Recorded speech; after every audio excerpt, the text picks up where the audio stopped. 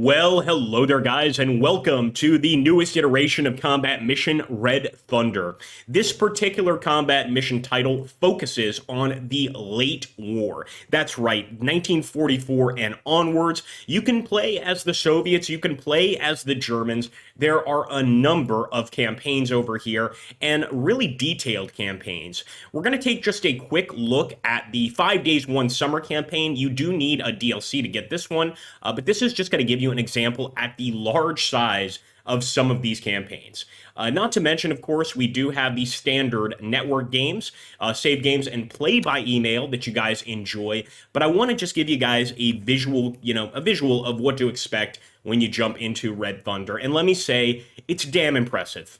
This is one of the first missions in the Bagration campaign for the Germans. And as you can see, I mean, we've got a massive map. I mean, I think it's even bigger than the Cold War maps that you often see in Combat Mission.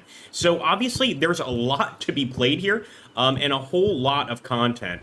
Not to mention, of course, the campaigns are numerous, and we're actually going to go ahead and jump into one of the Soviet ones. But you're not going to run out of things to do here. And in fact, you can pretty much approach this however the heck you want. With a campaign this large and with this many actual points of contact, you can have a lot of fun. The only real goal in this particular one is to follow these goal points, cross the river, and attack the Soviets over here.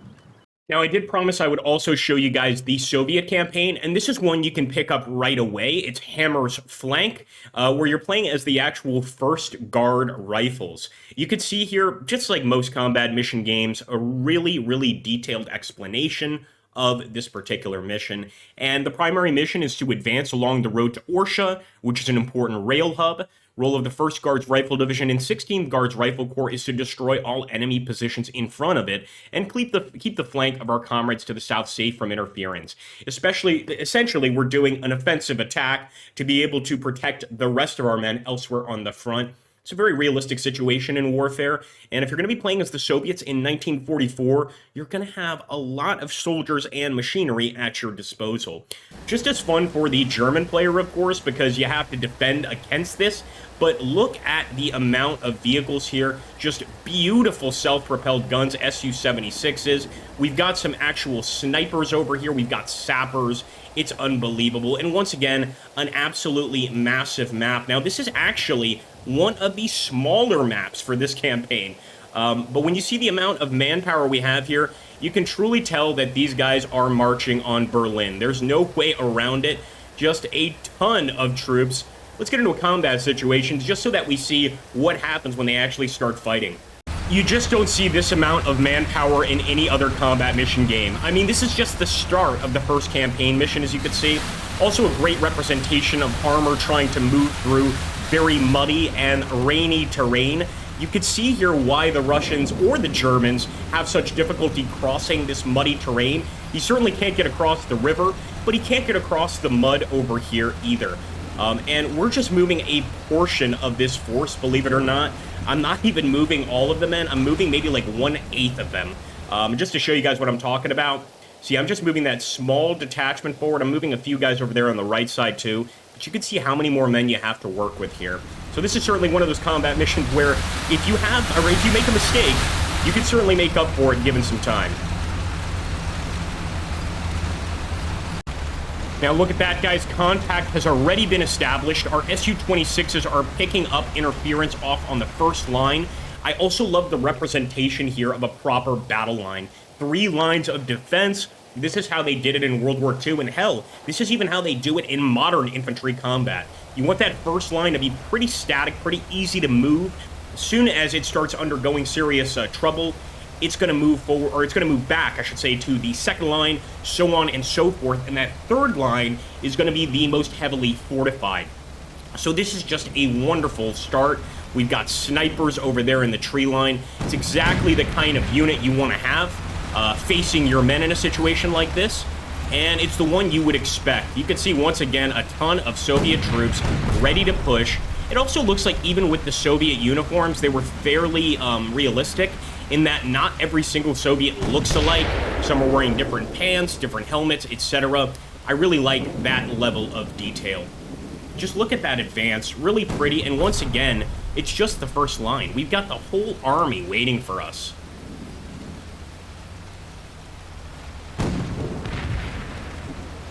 I also seem to really enjoy the missions available in this particular combat mission. This one is called Rescue the Beast.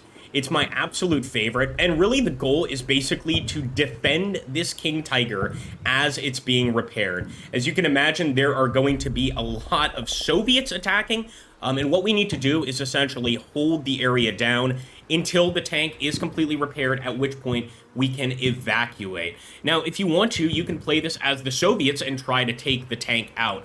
I just think this gives a really good example of just how interesting these missions can be. With that, we've already got some Soviet attackers, got some wonderful vehicles and infantry holding them down, but they're going to keep attacking until that tank is fixed. So, of course, we need to try and figure out a way around it, and that seems to be the case for a lot of missions in this game. It's not just simply destroy the enemy. There seems to always be sort of like an interesting background to it. I don't know if that makes sense to you guys, but certainly those of you that have played combat mission games before know exactly what I'm talking about. Ooh, sniper's firing? I think he is. Yes, he is. We got more guys appearing on that right side now. Keep it up.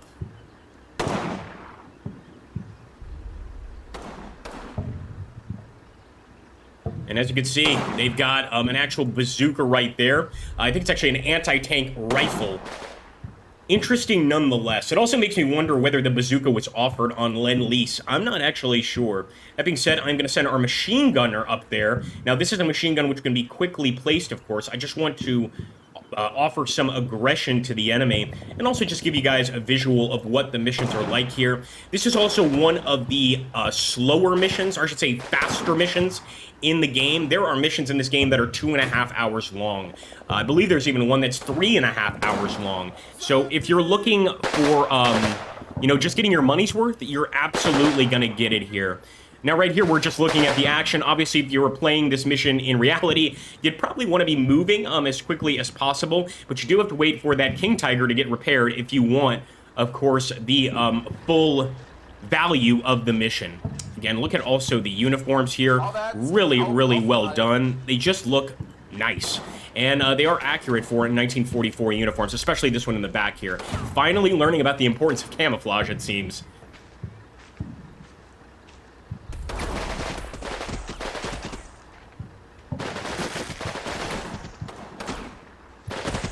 Better return fire. I don't believe the weather in this game can be overlooked either. If you'll notice something right away, there's like always something going on with the weather. In this case, it's a lot of haziness. This would actually be optimal attack situation, you know, basically for the attacker, because the haze will hide some of them.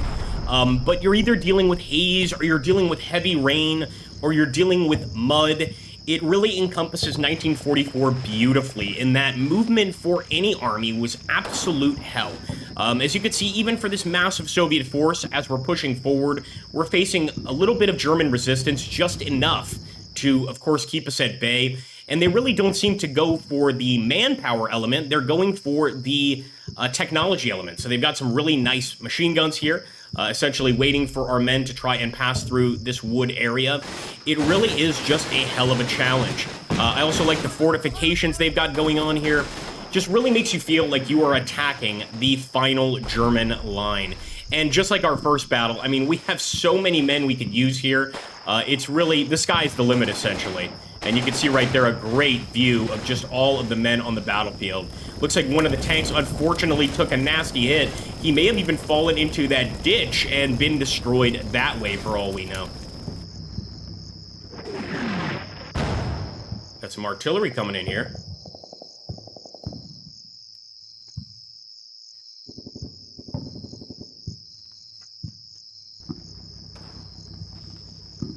Makes it a little bit more of a challenge to spot that enemy too, because when you've got a hazy situation like this, or of course a thunderstorm, it's going to be a lot harder to spot that enemy. Really, until they're directly on you, you're not going to see them. That tank, we just caught a glimpse of him.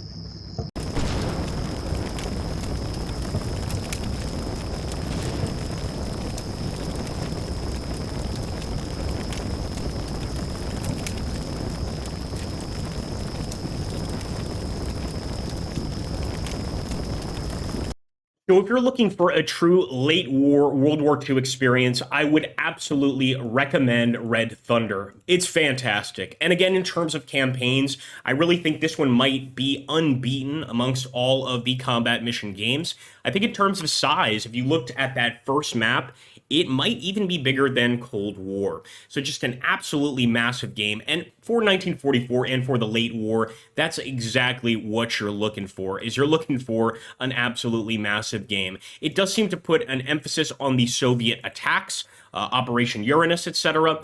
But at the same time, if you want to play as the Germans, there are absolutely German missions, there are German campaigns. Just make sure to bring all your ammunition, because you're going to be facing a hell of a lot of Soviets. Thank you so much for watching, guys. If you enjoy and if you'd like to see more, make sure to like, comment, and subscribe. It really does help out the channel. Also, consider becoming a channel member for as little as $5 a month or as little as $3 a month. It really does help me out. Take care and have a great one.